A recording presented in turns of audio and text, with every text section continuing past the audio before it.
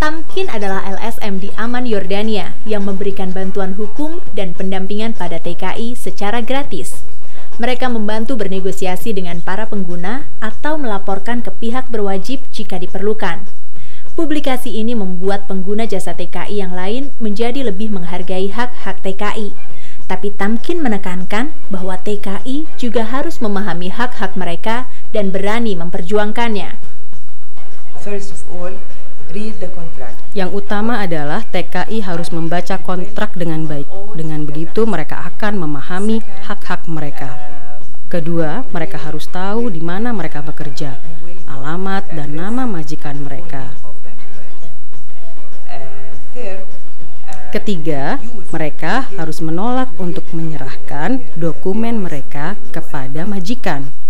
Jika majikan mencoba mengambilnya secara paksa, mereka harus melaporkannya, karena secara hukum dijelaskan bahwa TKI berhak menyimpan dokumennya sendiri.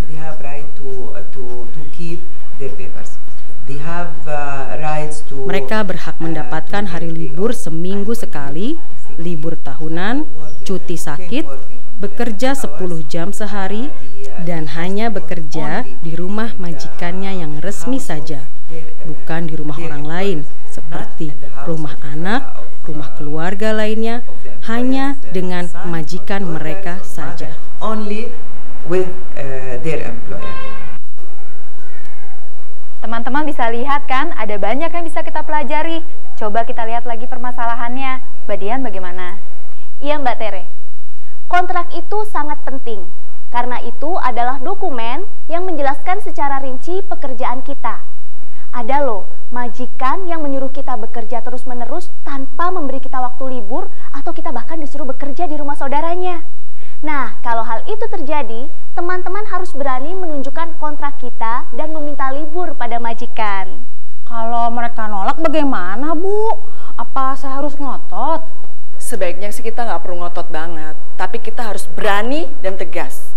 Dan kita harus bilang ke mereka bahwa kita tuh berhak untuk mendapatkannya. Gimana coba Mbak Dian? Lebih dijelaskan lagi. Iya, dulu majikan saya di Yordania punya saudara yang sering berkunjung ke rumah. Nah, kalau mereka ke rumah, saya harus kerja lembur, menemani mereka, melayani mereka sampai mereka pulang. Karena hal ini terjadi terus-menerus, maka saya coba bicara pada majikan saya. Saya minta libur, dikasih kok, kalau kita bicara baik-baik ya. Jadi, saya kira kita harus berani saja bicara pada mereka seperti teman-teman yang dari Filipina itu. Karena mereka lebih berani, biasanya mereka lebih banyak mendapatkan haknya. Memang, terkadang pengguna itu suka mengeksploitasi pekerja. Nah, kalau memang itu terjadi pada teman-teman semua, teman-teman harus berani melapor ke agen. Kalau dari agen tidak bereaksi, teman-teman harus melapor ke LSM setempat, seperti Tamkin atau KBRI, gitu. Pernah nggak kalian melihat tayangan tentang video para pekerja rumah tangga yang menuntut majikannya sampai ke pengadilan? Ini yang membuat para majikan itu sadar bahwa mereka tidak boleh menyalahi atau melanggar kontrak. Yeay, berarti teman-teman seluruh dunia teh bersatu untuk memperjuangkan hak kita. Iya, betul sekali Mira. Tapi Bu, bener nih, saya bisa nolak kalau mereka mau nahan paspor sama surat-surat saya. Berdasarkan hukum di Indonesia, tidak ada satu orang pun yang dapat mengambil paspor kita. Karena di situ adalah identitas diri kita. Di situ ditulis nama, tanggal lahir, dan asal negara. Karena kalau itu sampai ditahan, itu berarti kalian tidak punya identitas diri, ya kan? Nah, ada satu lagi nih teman-teman. Kalau kita berangkat ke sana, jangan lupa bawa serta fotokopi KTP, KK, ijazah, dan dokumen-dokumen penting lainnya. Itu bisa membantu loh. Siapa tahu di sana kita perlu membuat paspor baru. Ada cerita nih. Dulu ada teman saya ya yang menyembunyikan dokumen-dokumennya di dalam kolor. Nah, nanti di sana kita mempunyai banyak kebutuhan. Salah satunya seperti tempat tinggal yang layak, kesehatan, seperti obat-obatan, bahkan pembalut.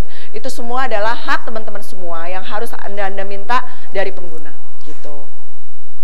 Oke, kita lanjutkan lagi ya nonton videonya.